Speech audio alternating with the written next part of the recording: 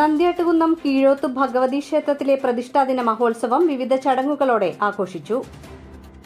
നന്ദ്യാട്ടുകുന്നം കീഴോത്ത് ഭഗവതി ക്ഷേത്രത്തിലെ പ്രതിഷ്ഠാദിന മഹോത്സവം തന്ത്രിമുഖ്യൻ ചേർത്തല മരുത്തോർവട്ടം അഷ്ടലക്ഷ്മി മഠത്തിൽ ബ്രഹ്മശ്രീ ഹരിദാസൻ പോറ്റിയുടെയും ക്ഷേത്രം മേൽശാന്തി അനന്തകൃഷ്ണൻ എമ്പ്രാന്തിരിയുടെയും മുഖ്യ കാർമ്മികത്വത്തിൽ വിവിധ ചടങ്ങുകളോടെ ആഘോഷിച്ചു.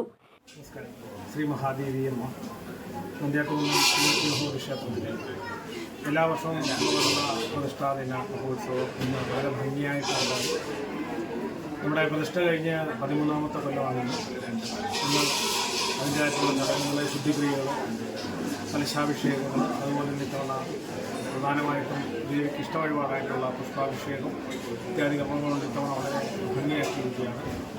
ക്ഷേത്രം കുടുംബജനങ്ങളും ഭക്ഷണങ്ങളും എല്ലാവരും പങ്കെടുത്ത് ഒരു ഉത്സവം പോലെ തന്നെ വളരെ ഭംഗിയായി എല്ലാവരെയും ഭഗവതി അനുഗ്രഹിക്കട്ടെ.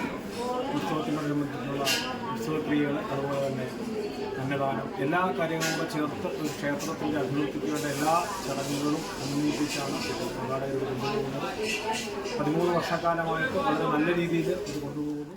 ഗണപതി ഹോമം, വിശേഷാൽ കലശപൂജകൾ, ശുദ്ധി, കലശാഭിഷേകങ്ങൾ, പൂമൂടൽ, പ്രസാദഊട്ട്, വിശേഷാൽ ദീപാരാധന, ചെണ്ടമേളം എന്നിവയായിരുന്നു ഉത്സവത്തോടനുബന്ധിച്ച പ്രധാന ചടങ്ങുകൾ. ചടങ്ങുകൾക്ക് സെക്രട്ടറി KB അനിൽകുമാർ, പ്രസിഡന്റ് ബാലൻ തുടങ്ങിയവർ നേതൃത്വം നൽകി. കീഴോത്ത് ഭഗവതി ക്ഷേത്രം ഒരു കുടുംബ ക്ഷേത്ര ട്രസ്റ്റാണ്. ഞങ്ങളിപ്പോൾ 13 വർഷമായി ഇതിൻ്റെ പ്രവർത്തനങ്ങളുമായി മുന്നോട്ട് പോകുന്നു.